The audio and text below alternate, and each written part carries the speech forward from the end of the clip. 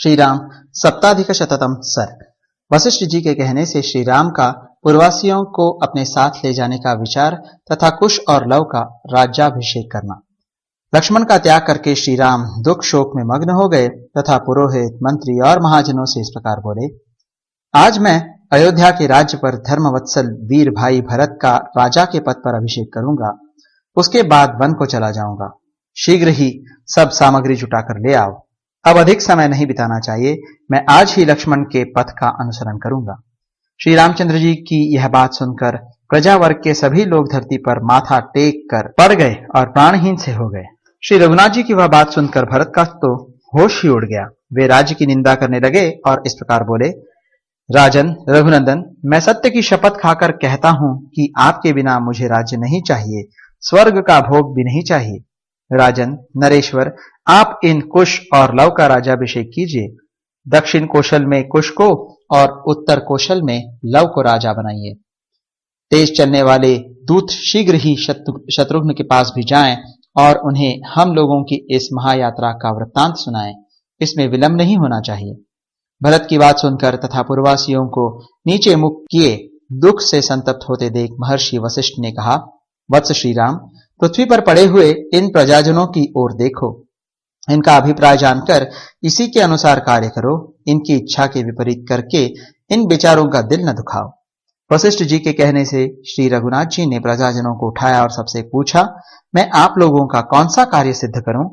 तब प्रजा वर्ग के सभी लोग श्री राम से बोले, रघुनंदन, आप जहां भी जाएंगे आपके पीछे पीछे हम भी वहीं चलेंगे। काकुत्स्थ, यदि पूर्ववासियों पर आपका प्रेम है, यदि हम पर आपका परम उत्तम स्नेह है, तो हमें साथ चलने की आज्ञा दीजिए। हम अपने स्त्री पुत्रों सहित आपके साथ ही सन्मार्ग पर चलने को उद्यत हैं। स्वामिन, आप तपोवन में या किसी दुर्गम स्थान में अथवा नदी या समुद्र में जहां भी जाएं, हम सबको साथ ले चलें। यदि आप हमें त्याग देने योग्य नहीं मानते हैं तो ऐसा ही करें। यही हमारे ऊपर आपकी सबसे बड़ी कृपा होगी और यही हमारे लिए आपका परम उत्तम वर होगा। आपके पीछे चलने में ही हमें सदा हार्दिक प्रसन्नता होगी। पूर्ववासियों की दृढ़ भक्ति देख श्री राम ने तथास्तु कहकर उनकी इच्छा का अनुमोदन किया और अपने कर्तव्य का निश्चय करके श्री रघुनाथ जी ने उसी दिन दक्षिण कौशल के राज्य पर वीर कुश को और उत्तर कौशल के राज सिंहासन पर लव को अभिषिक्त कर दिया।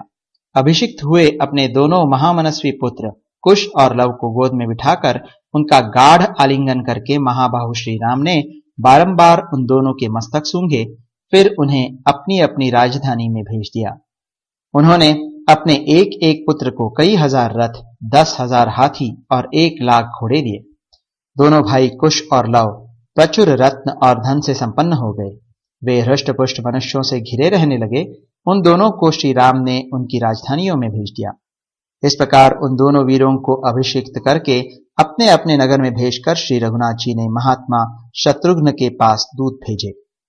इस प्रकार श्री वाल्मीकि निर्मित आर्ष रामायण आदि काव्य के उत्तरकांड में 107वां सर्ग पूरा हुआ।